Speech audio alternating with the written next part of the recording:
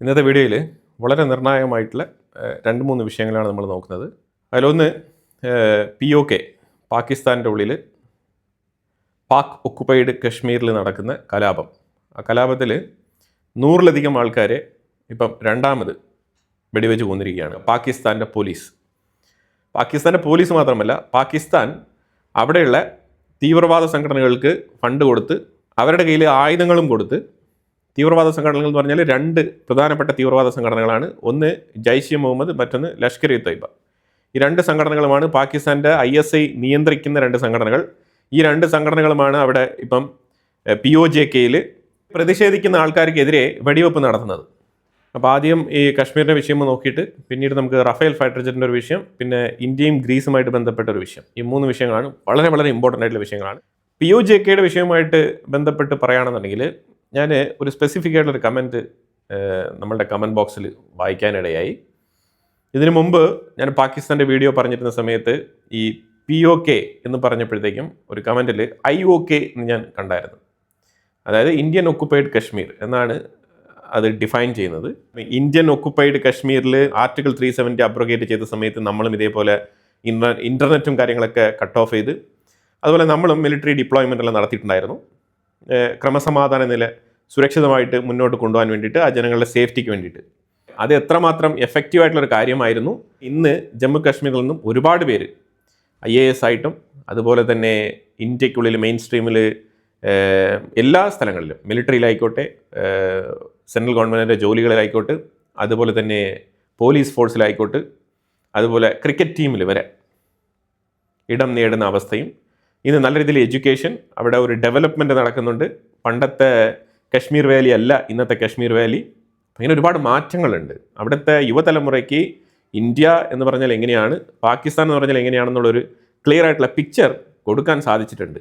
പിന്നെ തീർച്ചയായിട്ടും മത തീവ്രവാദ നിലപാട് ഉള്ളിൽ ഊറിക്കിടക്കുന്ന കുറച്ച് ആൾക്കാരുണ്ടാവും. അവരിടയ്ക്കിടയ്ക്ക് തീവ്രവാദികളുടെ ആട്ടത്തിനൊത്ത് തുള്ളാൻ വേണ്ടിയിട്ട് ഇടയ്ക്കൊക്കെ ഇറങ്ങി പുറപ്പെടാറുണ്ട്. അതിനനുസരിച്ച് ഇന്ത്യയുടെ ആർമിയുടെ കയ്യിൽ നിന്നും BSFൻ്റെ കയ്യിൽ നിന്നൊക്കെ ശരിക്കും വാങ്ങിച്ചു കൂട്ടാറുണ്ട്. അത് വേറെ കാര്യം. പക്ഷെ നമ്മളതിനെ കൃത്യമായിട്ട് നിലനിർത്തി കൊണ്ടുപോകുന്നു. കശ്മീരിലെ മെജോറിറ്റി കശ്മീരിൽ ചേഞ്ചസ് വന്നിട്ടുണ്ട് എന്നുള്ളതാണ് നമ്മൾ മനസ്സിലാക്കേണ്ടത്. പ്രത്യേകിച്ച് ഇന്ത്യൻ അഡ്മിനിസ്ട്രേറ്റഡ് കശ്മീരിൽ. ഇപ്പോൾ ഈ ഇന്ത്യൻ ഒക്കുപ്പൈഡ് കശ്മീർ എന്ന് നിങ്ങൾ പറയരുത്. അത് വല്ലാത്ത പ്രശ്നമുണ്ടാക്കുന്ന വിഷയമാണ്. കാരണം ചരിത്രം അറിയാത്തത് കൊണ്ടാണ് ഇങ്ങനെ സംസാരിക്കുന്നത്. ഇൻസ്ട്രുമെൻ്റ് ഓഫ് അക്സഷൻ എന്ന് പറഞ്ഞിട്ട് ഒരു സംഗതിയുണ്ട്. ഈ ഇൻസ്ട്രുമെൻ്റ് ഓഫ് അക്സഷൻ എന്ന് പറയുന്നത് അന്നത്തെ കശ്മീരിൻ്റെ രാജാവ്, അന്നത്തെ കശ്മീർ എന്ന് പറയുമ്പോഴത്തേക്കും ഇന്ന് POJK ഉൾപ്പെടെയുള്ള ആ ഗിൽജിറ്റ് ബാൾട്ടിസ്ഥാൻ അഫ്ഗാനിസ്ഥാൻ ബോർഡർ വരെ കിടക്കുന്ന ആ സ്ഥലം കൂടി ചേർത്തിട്ടാണ് പറയുന്നത്. ഇൻക്ലൂഡിങ് പാകിസ്ഥാൻ ചൈനയ്ക്ക് കൊടുത്തിരിക്കുന്ന ആ ചെറിയ തുണ്ട് ഭൂമി വരെ അതുകൂടി ഉൾപ്പെടുത്തിക്കൊണ്ടുള്ള കശ്മീരിനെ കുറിച്ചാണ് ഇൻസ്ട്രുമെൻ്റ് ഓഫ് അക്സഷനിൽ രാജാ ഹരിസിംഗ് ജവഹർലാൽ നെഹ്റു പ്രധാനമന്ത്രിയായിരിക്കുമ്പോൾ ഇന്ത്യക്ക് ഒപ്പിട്ട് കൊടുത്തത്. അത് ഒപ്പിട്ട് വാങ്ങിച്ചിട്ടാണ് ഇന്ത്യ ജമ്മു കാശ്മീരിലേക്ക് ആർമി അയച്ചു വെച്ചത്.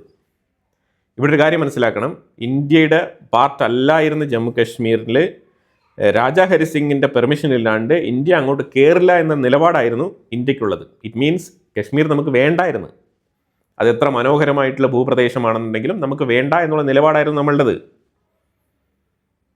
കശ്മീരിനെ പാകിസ്ഥാൻ ഇപ്പുറത്ത് പഷ്തൂണുകളെ വെച്ചിട്ട് ഒരു സൈഡിൽ കൂടെ ഇറങ്ങി വരികയും മുഹമ്മദ് അലി ജിന്നയാണ് ഇതിനൊക്കെ ഉത്തരവിടുന്നത്. കാരണം പുള്ളിക്ക് കശ്മീർ വളരെ വളരെ താല്പര്യമുള്ളൊരു സ്ഥലമായിരുന്നു. അപ്പോൾ അവർക്കാണ് പുതിയൊരു രാജ്യം രൂപീകരിക്കുമ്പോൾ, പുതിയൊരു സ്റ്റേറ്റ് രൂപീകരിക്കുമ്പോൾ അവർക്കാണ് ഏറ്റവും അത്യാവശ്യമായിരുന്നത്. അവർക്ക് കുറച്ച് സ്ഥലം കൂടുതൽ വേണമായിരുന്നു. അതിലുപരിയായിട്ട് ഈ കശ്മീർ വാലി എന്ന് പറയുന്നത് കുറച്ച് മുസ്ലിംസിൻ്റെ ആ ഒരു ഡോമിനേറ്റഡ് ഏരിയ ആയിട്ട് കരുതപ്പെടുന്നത് കൊണ്ട് തന്നെ അവർക്ക് ഈ സ്ഥലം വേണം എന്നുള്ളൊരു ആഗ്രഹമുണ്ടായിരുന്നു. അന്ന് കശ്മീരി പണ്ഡിറ്റുകളൊക്കെ കശ്മീർ വാലിയിലുണ്ടായിരുന്നു. അവരൊക്കെ പിന്നീട് അവിടെ നിന്ന് കുടിയൊഴിപ്പിക്കപ്പെട്ടു. അതാണ് മനസ്സിലാക്കേണ്ടത്. അവരുടെ സ്ഥലങ്ങളൊക്കെ ഇവർ പിടിച്ചെടുത്തിട്ട് അവരെ അവിടെ നിന്ന് കുടിയൊഴിപ്പിക്കുകയാണ് ചെയ്തത്.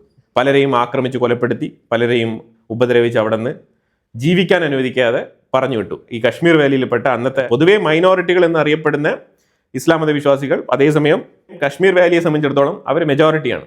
അവർ മെജോറിറ്റി ആയിരിക്കുമ്പോൾ അവർ കാണിക്കുന്ന പ്രവൃത്തിയാണ് ഞാനിവിടെ എടുത്ത് പറഞ്ഞത്. അതിനുവേണ്ടി ഇപ്പോൾ നമ്മൾ അതിനെ കുറ്റപ്പെടുത്തേണ്ട ആവശ്യമൊന്നുമില്ല. അത് കഴിഞ്ഞു പോയി. ഇപ്പോൾ വീണ്ടും നമ്മൾ കശ്മീർ വാലിയെ കൃത്യമായ രീതിയിൽ ഓർഗനൈസ് ചെയ്ത് കൊണ്ടുവന്നുകൊണ്ടിരിക്കുകയാണ്.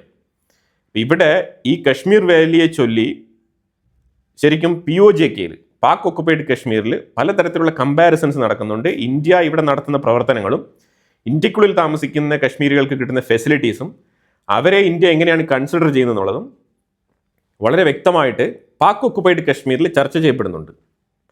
അത് അവിടുത്തെ പൊതുജനങ്ങൾ, മെജോറിറ്റി ആയിട്ടുള്ള പൊതുജനങ്ങളുടെ ഇടയിൽ ഒരു ആകാംക്ഷ, നമ്മളും ഇന്ത്യയോടൊപ്പം ഉണ്ടായിരുന്നാൽ നമുക്കും ഇങ്ങനെയൊക്കെ ജീവിക്കാമായിരുന്നു, വളരെ ഫ്രീ ആയിട്ട് ഇന്ത്യൻ ഭരണഘടനയ്ക്ക് കീഴിൽ സുരക്ഷിതമായിട്ട് ജീവിക്കാമായിരുന്നു. എനിവേ, അതിപ്പോൾ പറഞ്ഞിട്ട് കാര്യമൊന്നുമില്ല. അപ്പോൾ ആ സാഹചര്യത്തിൽ ഇവർ ധൃതിപ്പെട്ട് കശ്മീർ ഇങ്ങനെ ഫ്രീ ആയിട്ട് നിൽക്കുന്നത്, ഒരു സ്റ്റേറ്റ് ആയിട്ട് അത് സെപ്പറേറ്റ് ആയിട്ട് നിൽക്കുകയാണ്. അപ്പോൾ എന്തായാലും അതിനെ നമ്മൾ കയറി പിടിച്ച് പാകിസ്ഥാനോടൊപ്പം ചേർത്ത് കളയാന്ന് പറഞ്ഞിട്ടാണ് ഈ പഷ്തൂൺ ടീമുകളെ പാകിസ്ഥാൻ ആദ്യം ഇറക്കി വിട്ടത് കശ്മീരിലേക്ക്. അവരൊരു സൈഡിൽ നിന്ന് ഇരച്ചു കയറി വരുന്ന സമയത്ത് ഇപ്പുറത്ത് പാകിസ്ഥാൻ്റെ ആർമി ഗിൽജിറ്റ് ബാൾട്ടിസ്ഥാൻ ആ മേഖലയൊക്കെ കയറി പിടിക്കാൻ തുടങ്ങിയിട്ടുണ്ടായിരുന്നു. അതിനെ തുടർന്ന് കശ്മീർ അന്ന് ഭരിച്ചുകൊണ്ടിരുന്ന രാജാ ഹരിസിംഗ് ഒരു ഇമ്മീഡിയറ്റ് ഡിസിഷനായിട്ടാണ് ഇന്ത്യയോടൊപ്പം ചേരാം എന്ന് പറഞ്ഞിട്ട് നിലപാടെടുത്തത്. കാരണം പുള്ളിക്കാരൻ അങ്ങനെ ഒരു നിലപാട് എടുത്തില്ല എന്നുണ്ടെങ്കിൽ മുഴുവൻ കശ്മീരും പാകിസ്ഥാൻ കൊണ്ടുപോകുമായിരുന്നു. ഇന്ത്യ അതിൽ ഇടപെടില്ലായിരുന്നു. അതാണ് മനസ്സിലാക്കേണ്ടത്. ഇന്ത്യ അതിൽ ഇടപെട്ടതിൻ്റെ പ്രധാനപ്പെട്ട കാരണം രാജാ ഹരിസിംഗ് ആണ്. രാജാ ഹരിസിംഗ് ആണ് ഇന്ത്യക്ക് അതിനുള്ള അവകാശം എഴുതി കൊടുത്തത്. ആ എഴുതി കൊടുക്കാനുണ്ടായ കാലതാമസമാണ് ഈ പാകിസ്ഥാൻ കശ്മീർ ഇപ്പം കൈവശം വെച്ചിരിക്കുന്ന സ്ഥലങ്ങളില്ലേ അതിൻ്റെ ഒരു അളവ്. അതിനേക്കാളും കൂടുതലായിരുന്നു. ശരിക്കും പറഞ്ഞാൽ LOC എന്ന് പറയുന്നതൊന്നും ഒന്നുമല്ല, അതിനേക്കാളും കൂടുതൽ അവർ കയറി പിടിച്ചിരുന്നു. ഇൻസ്ട്രുമെന്റ് ഓഫ് ആക്സഷൻ കശ്മീർ ഇന്ത്യയോടൊപ്പം സൈൻ ചെയ്തതിനെ തുടർന്നാണ് ഇന്ത്യൻ ആർമി കശ്മീരിലേക്ക് ഇറങ്ങുന്നതും ഈ പാകിസ്ഥാൻ ആർമി അവിടെ നിന്ന് അടിച്ചു തുരത്തുന്നതും. അതാണ് നമ്മൾ മനസ്സിലാക്കേണ്ടത്. അപ്പം ഇപ്പം നിലവിൽ ഇന്ത്യയുടെ സൈഡിലുള്ള കശ്മീർ ഇന്ത്യൻ അഡ്മിനിസ്ട്രേറ്റഡ് കശ്മീരാണ്. അപ്പോൾ ഇനിയും നമ്മൾ ഇന്ത്യക്കാരായിട്ടുള്ള നിങ്ങൾ ഏത് രാജ്യത്ത് വേണമെങ്കിലും നിങ്ങൾ ജീവിച്ചോളൂ, പക്ഷേ IOK എന്ന് പറഞ്ഞിട്ടുള്ള ഒരു സ്ഥലമില്ല. ഇന്ത്യൻ അഡ്മിനിസ്ട്രേറ്റഡ് കശ്മീരേ ഉള്ളൂ. IOK ഇന്ത്യൻ ഒക്കുപ്പൈഡ് കശ്മീർ എന്ന് നിങ്ങൾ പറയുന്നെങ്കിൽ നിങ്ങൾ പാകിസ്ഥാനി ആയിരിക്കണം, അല്ലെങ്കിൽ നിങ്ങൾ ഒരു പക്ഷേ ഒരു ചൈനക്കാരനായിരിക്കണം. അല്ലാതെ ഇന്ത്യക്കാരനായിട്ടിരുന്നുകൊണ്ട് ഒരിക്കലും ഈ IOK എന്നൊന്നും എഴുതരുത്. അത് തികച്ചും തെറ്റായിട്ടുള്ള അണ്ടർസ്റ്റാൻഡിങ് ആണ്. ഇപ്പം നിലവിൽ പാകിസ്ഥാൻ്റെ പട്ടാളം POJKയിൽ ഇരച്ചു കയറുകയാണ്. കാരണം ഇനി പട്ടാളത്തിനെ ഇറക്കിക്കൊണ്ട് മാത്രമേ ഇത് നിയന്ത്രിക്കാൻ കഴിയൂ എന്നുള്ളൊരു അവസ്ഥയിൽ എത്തിപ്പെട്ടിരിക്കുകയാണ്. ഇന്നലെയും 100ഓളം ആൾക്കാരെ വെടിവെച്ച് കൊലപ്പെടുത്തിയിട്ടുണ്ട് പാകിസ്ഥാൻ്റെ പോലീസ് ഈ POJKയിൽ. അത്തരത്തിൽ മൃഗീയമായ രീതിയിലാണ് ആ ജനങ്ങളോട് പെരുമാറുന്നത്. പ്രതിഷേധത്തിനാണെങ്കിൽ ഒരു കുറവും വന്നിട്ടില്ല. ഇതാണ് നിലവിലെ POJKയുടെ അവസ്ഥ. അതുമായിട്ട് ബന്ധപ്പെട്ട ഫുട്ടേജസ് കിട്ടുന്നെങ്കിൽ ഞാൻ ആഡ് ചെയ്യാം. ഇനി അടുത്ത വിഷയം നമ്മൾ നോക്കുകയാണെന്നുണ്ടെങ്കിൽ റഫേൽ ഫൈറ്റർ ജെറ്റുമായിട്ട് ബന്ധപ്പെട്ട വിഷയത്തിൽ ഫ്രാൻസ് ഇന്ത്യക്ക് വഴങ്ങി. ഫ്രാൻസ് റഫേൽ ഫൈറ്റർ ജെറ്റിൻ്റെ ടെക്നോളജി ട്രാൻസ്ഫർ ചെയ്യാൻ തയ്യാറാണെന്നാണ് പറഞ്ഞിരിക്കുന്നത്. അത് ഫുൾ ടെക്നോളജി ട്രാൻസ്ഫർ ആണെന്ന് പറഞ്ഞാൽ നമുക്ക് എന്താണോ വേണ്ടത് നമ്മളൊരു ലിസ്റ്റ് അങ്ങോട്ട് കൊടുത്തിട്ടുണ്ട്. ഇന്ന കാര്യങ്ങളിൽ ഞങ്ങൾക്ക് ടെക്നോളജി ട്രാൻസ്ഫർ വേണം, എന്നാൽ മാത്രമേ റഫേൽ ഞങ്ങൾ വാങ്ങിക്കുന്നത് കൊണ്ട് ഞങ്ങൾക്ക് ഇന്ത്യയെ പോലത്തെ ഒരു രാജ്യത്തിന് ഫ്യൂച്ചറിസ്റ്റിക് ആയിട്ട് സൊഫിസ്റ്റിക്കേറ്റഡ് ആയിട്ട് അത് ഉപയോഗിക്കാൻ പറ്റുള്ളൂ. അല്ലാന്നുണ്ടെങ്കിൽ എല്ലാ കാര്യങ്ങൾക്കും ഓരോ ചെറിയ ചെറിയ വിഷയങ്ങൾക്കും നമ്മൾ ഫ്രാൻസിനെ അപ്രോച്ച് ചെയ്ത് അതിന് വേണ്ടിയിട്ടുള്ള സെറ്റപ്പുകൾ കംപ്ലീറ്റ് ഫ്രാൻസിൽ നിന്നും ആൾക്കാരെ കൊണ്ടുവന്ന് ചെയ്യേണ്ടി വരും. അത് നമുക്ക് ശരിയാവില്ല എന്നുള്ളത് നമ്മൾ തീർത്ത് പറഞ്ഞിട്ടുണ്ട്. അതിനെ തുടർന്ന് ടെക് ട്രാൻസ്ഫർ ചെയ്യാൻ ഫ്രാൻസ് സമ്മതം അറിയിച്ചിട്ടുണ്ട്. അതും ഇന്ത്യയിൽ ഉൽപ്പാദിപ്പിക്കുന്ന എല്ലാ മിസൈലുകളും, ഏത് തരം മിസൈലുകൾ വേണമെങ്കിലും ഇന്ത്യക്ക് റഫേൽ ഫൈറ്റർ ജെറ്റിൽ ആർട്ടിക്കുലേറ്റ് ചെയ്യാനുള്ള രീതിയിൽ ഫ്രാൻസ് ഈ റഫേൽ ഫൈറ്റർ ജെറ്റ് മോഡിഫൈ ചെയ്ത് നിർമ്മിച്ചു കൊടുക്കും. ഇതാണ് പറഞ്ഞിരിക്കുന്നത്. 13-14 ദിവസങ്ങളിൽ, അതായത് നാളെയും മറ്റന്നാളും ഇന്ത്യൻ പ്രധാനമന്ത്രി ഫ്രാൻസ് സന്ദർശിക്കുകയാണ്. അവിടെ വെച്ചിട്ട് ഫ്രാൻസിലെ ഇമ്മാനുവൽ മാക്രോണും ഇന്ത്യൻ പ്രധാനമന്ത്രി മോദിയും കൂടി ഒരുമിച്ച് അനൗൺസ് ചെയ്യും എന്നാണ് പറഞ്ഞിരിക്കുന്നത് ഈ വിഷയം. അടുത്ത വിഷയം ഗ്രീസുമായിട്ട് ബന്ധപ്പെട്ട വിഷയമാണ്. മെയ് 26 ഒരു കപ്പൽ VLCC, വെരി ലാർജ് കാറ്റഗറിയിൽ വരുന്ന ക്രൂഡ് കാരിയറാണ് ഈ VLCC. ഈ ഒളിമ്പിക് ലൈഫ് എന്നാണ് ഈ കപ്പലിൻ്റെ പേര്. ഈ കപ്പലിൻ്റെ ഹള്ളിലേക്ക് മിസൈൽ പെനിട്രേറ്റ് ചെയ്ത് ഉള്ളിൽ പോയിട്ടുണ്ടായിരുന്നു. ഞാൻ ഇമേജിൽ കാണിക്കുന്ന ഈ പാർട്ടിലാണ് കൃത്യമായിട്ട് ആ ഹള്ളിൻ്റെ ഉള്ളിൽ മിസൈൽ പെനിട്രേറ്റ് ചെയ്ത് കപ്പലിൻ്റെ ഉള്ളിൽ പോയിരിക്കുന്നത്. അവിടെ പോയിട്ട് റെസ്റ്റ് ചെയ്യാണ്, പൊട്ടിയിട്ടില്ല. ഇത് വളരെ ഡേഞ്ചറസ് ആയിട്ടുള്ള ഒരു സിറ്റുവേഷനാണ്. കാരണം ഈ കപ്പൽ ക്രൂഡ് ഓയിൽ കാരിയർ ആണ്. അപ്പം ഈ ക്രൂഡ് ഓയിൽ കാരിയർ എന്ന് പറയുമ്പോൾ അറിയാമല്ലോ, എന്തായാലും അത് കാലി ടാങ്ക് ആണെങ്കിലും അതിൻ്റെ ഉള്ളിൽ ചെറിയൊരു കനൽ മതി അത് പൊട്ടിത്തെറിക്കാൻ. അത്തരത്തിലുള്ള ഡേഞ്ചർ ആയിട്ടുള്ള സിറ്റുവേഷനിലാണ് ഈ ഹള്ളിൻ്റെ ഉള്ളിൽ ഈ മിസൈൽ പോയി പൊട്ടാതെ അവിടെ റെസ്റ്റ് പൊസിഷനിൽ ഉണ്ടായിരുന്നത്. ഇത് എവിടെ വെച്ചാണ് അടി വാങ്ങിച്ചത്? മെയ് 26 ഒമാൻ്റെ തീരത്ത് വെച്ചിട്ട്, മാർഷൽ ഐലാൻഡ് എന്ന് പറഞ്ഞ ഐലാൻഡിൽ നിന്നും മെഡിറ്ററേനിയൻ ആ ഒരു ഏരിയ വഴി കടന്ന് ഇത് കൃത്യമായിട്ട് ഈ ഒമാൻ തീരത്ത് എത്തിയ സമയത്താണ്, ഒമാൻ്റെ ആ ഒരു പരിസരത്ത്, സ്ട്രൈറ്റ് ഓഫ് ഹോർമോസിൻ്റെ ആ പരിസരത്ത് എത്തിയ സമയത്താണ് ഈ കപ്പലിലേക്ക് ഈ മിസൈൽ വന്ന് പതിക്കുന്നത്. ഇതൊരു പക്ഷേ ഇറാൻ്റെ സൈഡിൽ നിന്നുള്ള അറ്റാക്ക് ആയിരിക്കാം, അല്ലാന്നുണ്ടെങ്കിൽ അമേരിക്കയുടെ സൈഡിൽ നിന്ന് അറ്റാക്ക് ആയിരിക്കാം. മെജോറിറ്റി ഇറാൻ്റെ സൈഡിൽ നിന്നുള്ള അറ്റാക്ക് ആണെന്നാണ് പറയുന്നത്. അപ്പോൾ ഇതിനെ തുടർന്ന് ഈ കപ്പൽ എന്ത് ചെയ്യണമെന്ന് അറിയാത്ത അവസ്ഥയിൽ ഈ കപ്പലെ നേരെ ഇന്ത്യയെ വിളിക്കുന്നു. ഇന്ത്യയാണ് തൊട്ടടുത്ത് കിടക്കുന്നതിൽ ഏറ്റവും സപ്പോർട്ടീവ് ആയിട്ടുള്ള ഡിഫൻസ് പാർട്ട്ണർഷിപ്പ് ഉള്ള രാജ്യം. ഗ്രീസ് ഇന്ത്യയുമായിട്ട് കമ്മ്യൂണിക്കേറ്റ് ചെയ്യുന്നു. അപ്പോൾ ഇന്ത്യ ഉടനെ പോസിറ്റീവായിട്ട് റെസ്പോണ്ട് ചെയ്യുന്നു. അപ്പോൾ അങ്ങനെ അമേരിക്കയുമായിട്ട് സംസാരിച്ചിട്ട് ഗ്രീസിൻ്റെ കപ്പൽ നേരെ കൊച്ചി തുറമുഖത്തിലേക്ക് വരികയാണ്. ലാസ്റ്റ് 7 ദിവസങ്ങളായിട്ട് ഈ കപ്പൽ കൊച്ചിയിൽ അടുപ്പിച്ചിട്ട് അവിടെ ഇന്ത്യയുടെ നേവൽ ഉദ്യോഗസ്ഥരും അതേപോലെ ഈ മിസൈൽ വിദഗ്ധരൊക്കെ, ഈ ടെക്നീഷ്യൻസും സയൻറ്റിസ്റ്റുകളും ഇവരെല്ലാം പോയിട്ട് കൃത്യമായിട്ട് നിരീക്ഷണം നടത്തി 7 ദിവസം കൃത്യമായിട്ട് പണിയെടുത്ത് ആ മിസൈലിനെ പൊട്ടാത്ത രീതിയിൽ അതിനെ റിമൂവ് ചെയ്തിട്ട് ആ കപ്പൽ ഇപ്പം റിപ്പയറിലേക്ക് പോയിരിക്കുകയാണ്. ഇത് വളരെ വളരെ ഇമ്പോർട്ടൻ്റ് ആയിട്ടുള്ള ഒരു വിഷയമായിട്ട് ഗ്രീസ് കരുതുന്നുണ്ട്. കാരണം ഇത്തരത്തിലുള്ളൊരു വിഷയം, അതായത് ഏത് നിമിഷവും പൊട്ടിത്തെറിക്കാൻ സാധ്യതയുള്ള ഒരു കപ്പലിനെ തീരത്തടുപ്പിക്കാൻ ആദ്യം ഏത് രാജ്യമായാലും ആ രാജ്യം സമ്മതിക്കണം. അപ്പോൾ ഗ്രീസ് ആയതുകൊണ്ട് ഇന്ത്യ അത് സമ്മതിച്ചു. കാരണം ഇത് ചെറിയൊരു സ്പാർക്ക് മതി, ഈ കപ്പൽ പൊട്ടിത്തെറിക്കും. അപ്പോൾ അത്രയും സീരിയസ് ആയിട്ടുള്ള കേസ് ഇന്ത്യ, വളരെ ക്രിട്ടിക്കൽ ആയിട്ടുള്ള ഒരു കേസ് ഇന്ത്യ വളരെ ഭംഗിയായിട്ട് റിസോൾവ് ചെയ്ത് കൊടുത്തിട്ടുണ്ട്. ഇത് പ്രത്യേകിച്ച് കൊച്ചിൻ ഷിപ്പ്യാർഡിന് ഇതൊരു പൊൻതൂവൽ കൂടിയാണ്. കാരണം ഇത്തരത്തിലുള്ള ക്രിട്ടിക്കൽ കേസുകൾ എല്ലാ കാലവും റിപ്പയർ ചെയ്യാൻ ഒരു അവസരം കിട്ടത്തില്ല. ഇങ്ങനെ ഒരു റെസ്ക്യൂ മിഷന് ഒരിക്കലും ഒരു അവസരം കിട്ടത്തില്ല. ഇതൊക്കെ വളരെ റേറസ്റ്റ് ആയിട്ട് കിട്ടുന്ന ഓപ്പർച്യൂണിറ്റിയാണ്. ആ ഓപ്പർച്യൂണിറ്റി കൊച്ചിൻ ഷിപ്പ്യാർഡിന് കിട്ടിയിട്ടുണ്ട്. കൊച്ചിൻ ഷിപ്പ്യാർഡ് ഓൾറെഡി തന്നെ വളരെ ഫേമസ് ആണ്. അപ്പോൾ എന്തായാലും ആ കപ്പലിൻ്റെ മിസൈൽ നമ്മൾ എടുത്ത് മാറ്റിയിട്ടുണ്ട്. അതിപ്പം ഫർദർ റിപ്പയറിംഗ് വർക്കിന് വേണ്ടിയിട്ട് ഇനിയും ഒരു 10 to 15 days കൂടി അവിടെ കിടക്കുമെന്നാണ് മനസ്സിലാക്കാൻ പറ്റുന്നത്. അപ്പോൾ ഈ കശ്മീരിനെ കുറിച്ച് നമ്മൾ പറയുമ്പോഴത്തേക്കും എപ്പോഴും ഒരിക്കൽ കൂടി ഞാനിത് ആവർത്തിച്ച് പറയുകയാണ്, ഇന്ത്യൻ ഒക്കുപ്പൈഡ് കശ്മീർ അല്ല, ഇന്ത്യൻ അഡ്മിനിസ്ട്രേഡ് കശ്മീരാണ്. അതിൻ്റെ റീസൺ ഇൻസ്ട്രുമെൻ്റ് ഓഫ് ആക്സഷൻ നമ്മൾ അന്നത്തെ ഭരണാധികാരിയായിട്ടുള്ള രാജാ ഹരിസിംഗുമായിട്ട് ഇന്ത്യൻ ഗവൺമെൻറ് ജവഹർലാൽ നെഹ്റുവിൻ്റെ നേതൃത്വത്തിൽ ഇത് സൈൻ ചെയ്തിട്ടുണ്ട്. ഇങ്ങനെ ഒരു ഡോക്യുമെൻ്റ് പാകിസ്ഥാൻ ഇല്ല. അതാണ് മനസ്സിലാക്കേണ്ടത്. എന്തുകൊണ്ടാണ് ഇന്ത്യക്ക് കശ്മീരിൻ്റെ അവകാശം വരുന്നത് പറഞ്ഞാൽ ഇതുകൊണ്ടാണ്. അല്ല നമ്മൾ കണ്ണും പൂട്ടിയിരുന്ന് അത് POJK ഇത് IOJK എന്ന് പറഞ്ഞ കളയല്, അതൊക്കെ വളരെ മണ്ടത്തരമാണ്.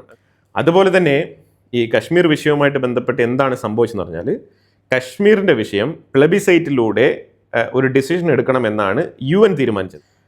അതിന് പ്രധാനപ്പെട്ട കാരണം ജവഹർലാൽ നെഹ്റു ഈ പ്രശ്നത്തിനെ UN കൊണ്ട് അവതരിപ്പിച്ചതാണ് ഇതിൻ്റെ പ്രശ്നം. നേരിട്ട് നമ്മൾ തീർക്കുകയാണെന്നുണ്ടെങ്കിൽ കുറേ നാളിങ്ങനെ എഴഞ്ഞെഴഞ്ഞ് അവസാനം ഒരു നല്ലൊരു യുദ്ധം അങ്ങ് നടത്തി അടിച്ച് തീർത്ത് നമ്മൾ മാക്സിമം കയറി പിടിച്ച് നമുക്ക് സ്വന്തമാക്കാമായിരുന്നു. പക്ഷേ ഇവിടെ കൃത്യമായിട്ട് ഈ UN പോയതുകൊണ്ട് തന്നെ UN അവിടെ ഇടപെട്ട് അവിടെ പെർമനൻ്റ് ആയിട്ട് ഒരു യുണൈറ്റഡ് നേഷൻസ് സെക്യൂരിറ്റി കൗൺസിലിൻ്റെ ഒരു ഓഫീസ് അവിടെ സ്ഥാപിച്ച് കുറച്ച് ആൾക്കാർ ഈ പീസ് കീപ്പിംഗ് മിഷൻ മാതിരി അവിടെ സെക്യൂരിറ്റിക്ക് വേണ്ടിയിട്ട് കുറച്ച് ആൾക്കാർ വന്ന് അവിടെ ഉണ്ട് ഈ LOCയുടെ അടുത്തായിട്ട്.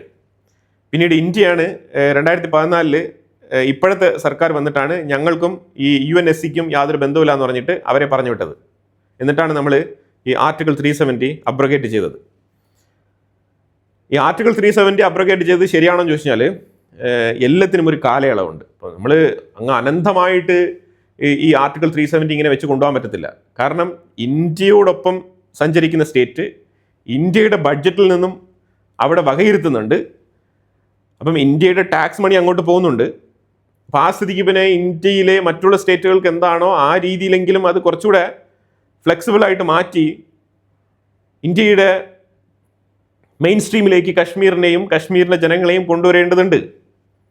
അപ്പോൾ അതിന് ഉതകുന്ന തരത്തിലാണ് ഈ ആർട്ടിക്കിൾ 370 35A എന്ന് പറഞ്ഞിട്ടുള്ള ലാൻഡ് പർച്ചേസിങ്ങുമായിട്ട് ബന്ധപ്പെട്ട ആ 2 റൂളും എടുത്തു കളഞ്ഞത്. ഇനിയിപ്പോൾ ഇതിനെ പാകിസ്ഥാൻ്റെ പെർസ്പെക്റ്റീവിൽ നമ്മൾ നോക്കിക്കഴിഞ്ഞാൽ ഇത് നിലവിൽ UN എടുത്തുകൊണ്ട് പോയില്ലേ, അതാണ് പ്രശ്നമായിട്ട് മാറിയത്. ഇപ്പോൾ UN എടുത്തുകൊണ്ട് പോയതുകൊണ്ട് തന്നെ അവിടെ വെച്ചിട്ട് ഒരു റെഫറൻഡം ഉണ്ട്. ആ റെഫറൻഡം എന്താണെന്ന് പറഞ്ഞാൽ പ്ലെബിസൈറ്റ് നടത്തണം. പ്ലെബിസൈറ്റ് നടത്തണം എന്ന് പറഞ്ഞാൽ അതിൻ്റെ ആദ്യത്തെ കണ്ടീഷൻ പ്ലെബിസൈറ്റ് നടത്താനുള്ള, ഈ പ്ലെബിസൈറ്റ് എന്ന് പറഞ്ഞാൽ വോട്ടെടുപ്പാണ് കേട്ടോ. അത് വോട്ടെടുപ്പ് എന്ന് പറയുമ്പോഴത്തേക്ക് ഒരു തെരഞ്ഞെടുപ്പിന് വേണ്ടിയിട്ടുള്ള ഒരു വോട്ടെടുപ്പല്ല. ഒരു സ്റ്റേറ്റിലെ ജനങ്ങൾ ആരോട് ചേർന്ന് നിൽക്കണം എന്ന് അവരുടെ താല്പര്യം പ്രകടിപ്പിക്കുന്നതിന് വേണ്ടിയിട്ട് അവരിടുന്ന വോട്ട്, അതാണ് നമ്മൾ ഈ പ്ലെബിസൈറ്റ് എന്ന് പറയുന്നത്. ഏത് വിഷയത്തിന് വേണ്ടിയിട്ട് നമുക്ക് പ്ലെബിസൈറ്റ് നടത്താം. അപ്പോൾ ഇങ്ങനെ പബ്ലിക് ഒപ്പീനിയൻ, അതാണ് മെയിനായിട്ട് നമ്മൾ ഈ പ്ലെബിസൈറ്റ് എന്ന് പറഞ്ഞാൽ മനസ്സിലാക്കേണ്ടത്. അപ്പോൾ ഈ പബ്ലിക് ഒപ്പീനിയൻ അവിടെ തേടണം എന്നുണ്ടെങ്കിൽ ആദ്യം ചെയ്യേണ്ടത് കണ്ടീഷൻ നമ്പർ 1, പാകിസ്ഥാൻ്റെ ആർമി ഈ POJKയിൽ നിന്ന് വിഡ്രോ ചെയ്യണം. പാകിസ്ഥാനാണ് ആദ്യം പോകേണ്ടത്. അപ്പോൾ ഈ ഒരു പോയിന്റ് കൃത്യമായിട്ട് ജവഹർലാൽ നെഹ്റു അവിടെ സ്ഥാപിച്ചെടുത്തിട്ടുണ്ട്. അതാണ് ഇതിൻ്റെ ഒരു വിജയം. UN പോയതൊരു തെറ്റാണ്. എന്നാൽ പോയ സ്ഥിതിക്ക് ആ തെറ്റ് ഒരു തുടർകഥയായിട്ട് പോകുന്നതിന് പകരം ഈ ഒരേ ഒരു പോയിന്റ് മാത്രമാണ് നമുക്ക് കിട്ടിയ അഡ്വാൻറ്റേജ്. ഏതാണ്? അതായത് പ്ലെബിസൈറ്റ് നടത്തണം എന്നുണ്ടെങ്കിൽ, പബ്ലിക് ഒപ്പീനിയൻ നടത്തണം എന്നുണ്ടെങ്കിൽ പാകിസ്ഥാൻ്റെ ആർമി ആദ്യം പിൻവലിയണം. ഇന്ത്യയല്ല പിൻവലിയേണ്ടത്, പാകിസ്ഥാൻ ആർമി ആദ്യം പിൻവലിയണം. പാകിസ്ഥാൻ്റെ ആർമി പൂർണ്ണമായിട്ടും പിന്മാറിക്കഴിഞ്ഞു എന്നുള്ള ഉറപ്പ് അത് UN നേതൃത്വത്തിൽ ഒരു മിഡിൽ പൊസിഷനിൽ നിൽക്കുന്ന ഒരു രാജ്യം അതിനെ ജസ്റ്റിഫൈ ചെയ്ത് തീരുമാനമെടുത്തിട്ട് യെസ്, പാകിസ്ഥാൻ്റെ ആർമി അവർ വിഡ്രോ ചെയ്ത് കഴിഞ്ഞു, അത് കംപ്ലീറ്റഡ് ആണെന്നുള്ളത് UN അറിയിക്കണം.